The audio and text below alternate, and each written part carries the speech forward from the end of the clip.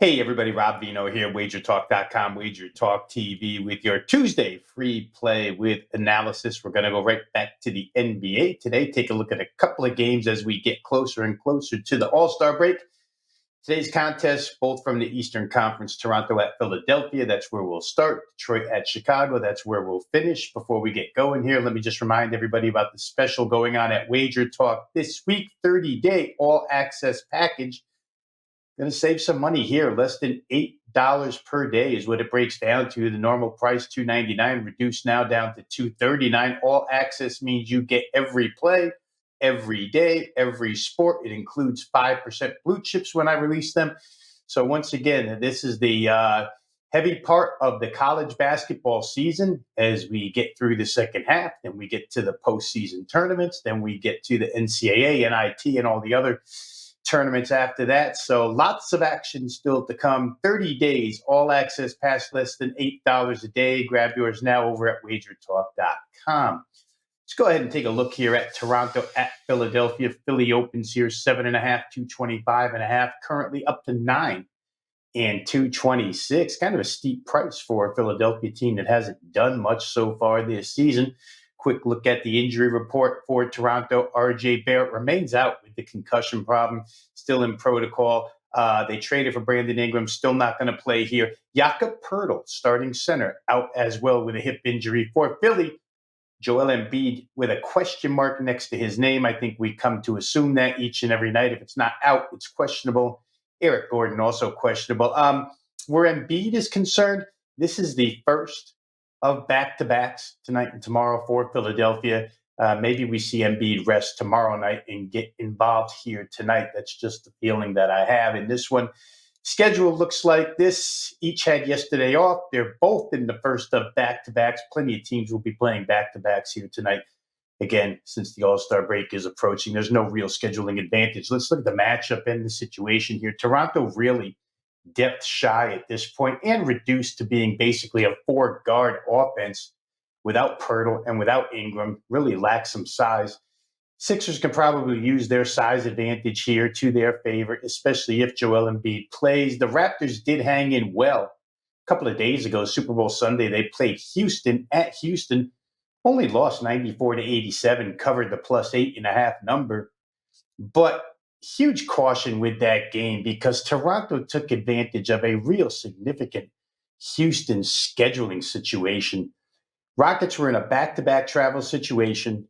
It was their fifth in 7 days. It was their first home game after a 4-game road trip. And then it was a day game on top of that. So Toronto did take advantage by covering. But you have to ask yourself, they still lost by 7 to that team, only getting 8.5. So Toronto's not really playing all that great right now. Sixers banged around by Milwaukee the other day, 135, 127. No problem offensively, just defensively. They had issues. They're a half a game out of a playoff spot or a play-in spot, at this point in time. They're the team looking in, the first team looking in, trying to catch up to Chicago. They have Brooklyn tomorrow night. There's potential here for Philadelphia, if motivated, if focused, to get a couple of wins. They're 0-4, though, ATS last 4, and that comes on the heels of a 6-0 ATS run. So from really, really good to a little bit poor right now. Toronto last 5-1, over the total in their last 6, and that somewhat goes accustomed to the point where, or correlates to the point where they're a little smallish at this point in time. Let's take a quick look here, final look at this game. Philly's loss to Milwaukee exposed a couple of things here. They gave up a ton of threes, 24 threes in that game. They also gave up 19 offensive rebounds, which led to 31 second chance points. You add those up, 24 threes is 72, 31 second chance points. They gave up 103 points on threes and second chances. That's crazy. But Toronto doesn't really possess those types of advantages or threats in this game, so maybe Philadelphia can respond and not give up as much there. For Toronto, it's more utilizing their speed up and down the floor against Philadelphia. These teams are both playing terrible defense at this point in time, 122 and 121 respectively over the course of their last 5. Raptors giving up 121 plus in 4 of their last 5, 50% field goal percentage or higher in those 4. Sixers have scored 117 or more in 5 of their last 8. It's going to lead us to the play here, the free play. Sixers have the depth. They have the size advantage. They have the home floor. I think their team total gets over 117 tonight against this smallest Toronto team. So that's going to be the free play for today in this game. The Philadelphia full game team total over 117. Next up here, Detroit at Chicago. We'll take a look at this one. Detroit opened 3.5, 237. There's been a real push toward the Pistons in this game, up to 4.5. And there are some 5s out there currently. Totals remain the same at 237. Detroit perfectly healthy at this point in time. I mean, Jaden Ivey's been out forever. But otherwise, they are in really good shape as far as health is concerned. For the Bulls, Lonzo Ball, he'll be out here due to an illness. It looked like Ayo DeSumo might be out as well, but he's now been upgraded to probable with illness. A lot of flu running through locker rooms here in all sports. But it looks like only Lonzo misses this game. Schedule-wise, Detroit had yesterday off. Chicago's had 2 days off after playing here on Saturday night against Golden State. They lost that one 132 to 111. Tonight happens to be the first of back-to-back contests on this floor between these two very same teams. So they're going to see each other tonight. They're going to come right back, do it again tomorrow night here in Chicago. We'll see how this first one goes. Maybe we can counter-punch with the second game tomorrow night. Matchup and situation, these teams just played on February the 2nd. Pistons won that game. They covered 127-119. Game went well over the 233. The Bulls hung in on the boards in that one. In that game, it looked like Detroit had a distinct size advantage, but it was 44 to 42.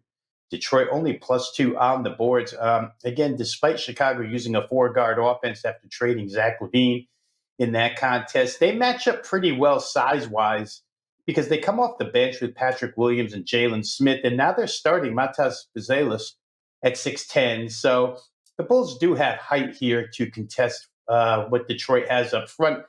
But they are going in different directions, these teams, at this point in time. Detroit, again, on a pretty solid run, 4-1-1 against the spread. This is the number 6 seed in the Eastern Conference right now. While they're 4-1-1 against the spread last 6, the Bulls have lost their last 2 by 19 and 21 to Minnesota and Golden State, respectively. Where Detroit is concerned, head coach J.B. Bickerstaff made a point of noting that their acquisition of point guard Dennis Schroeder has been a help to Cade Cunningham, albeit just a couple of games, but he takes minutes pressure off of Cade. And Bickerstaff alluded to the fact that he could now play these two guys together. Let Schroeder take the point, let Cade take the shooting guard position, and maybe stop some of the bodies from the opponents that have been attributed to covering Cade Cunningham for quite some time now. Schroeder definitely pushes pace. That's a perfect fit for the Chicago team, for this Detroit team, which has picked up tempo as of late. The Bulls, they're 4-0 over the total in their last 4. They've reached 235 or more in 3. In 3, they've reached 243 or better. So 235 or more in all 4, 243 or better in 3 of those 4. Same old Bulls all season long. It makes this kind of simple. Looks like a pure track meet in this game. Both sides have been on first half scoring rampages as of late. 66.7 per first half by the Pistons over their last 3. 63 scored per game by the Bulls over their last 3. And the first quarter, if you want to break it down even further, has been even more high-powered. For the Pistons, they have scored 35, over 35 a game. The Bulls over 31 a game. It adds up to almost 67 points per game scored by these two teams over the last 3 in the first quarter. Tonight's first quarter total is 61.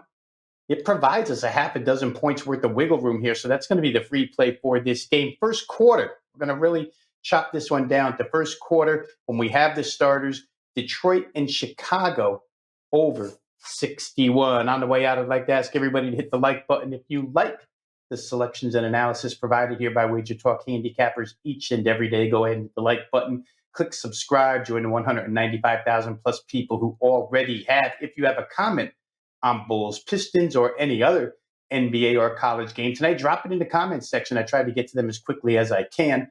For now, this is Rob Veno saying good luck with all your plays. We'll see you next time on WagerTalk TV.